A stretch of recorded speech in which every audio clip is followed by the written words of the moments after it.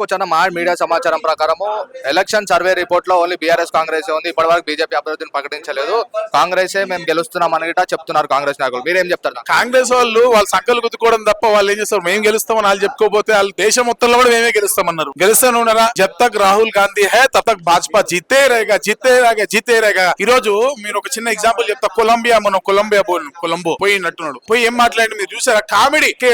School పిల్లలు కూడా నవ్వి నవ్వి చచ్చిపోతారు. కార్ కా వజన్ 320 केजेस, बाइक का वजन 120 केजेस, कार में एक जना बैठते, बाइक में 2 जने बैठते. What nonsense you are talking damn it. Whole country is watching you. చిన్న పిల్లలు కూడా చూసి రాహుల్ గాంధీని ఈ దేశంలో ఉన్నటువంటి గెస్ట్ కమిడియన్ కింద చూస్తున్నటువంటి సందర్భం. ఇటువంటి దౌర్భాగ్యులు ఈ దేశంలో అధికారంలోకి వస్తే ఏమేం చేయగలరు? నేను చెప్తాను వినండి.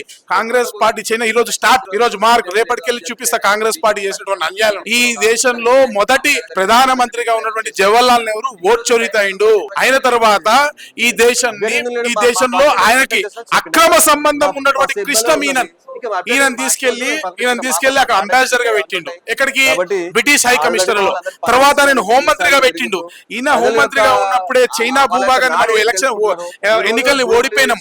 చైనా ఎన్నికల్ని ఓడిపోవడమే కాదు, అక్షయ్ చిన్ లాంటి ప్రాంతాలను విదేశీయులకు దారదత్తం చేసి, చైనాకు దారదత్తం చేసి చివరికి అది బంజర్ భూమి అని చెప్పి పార్లమెంట్ లో చెప్పినటువంటి ప్రధాని, కాంగ్రెస్ పార్టీ ప్రధాని మరి జవహర్లాల్ నెహ్రూ.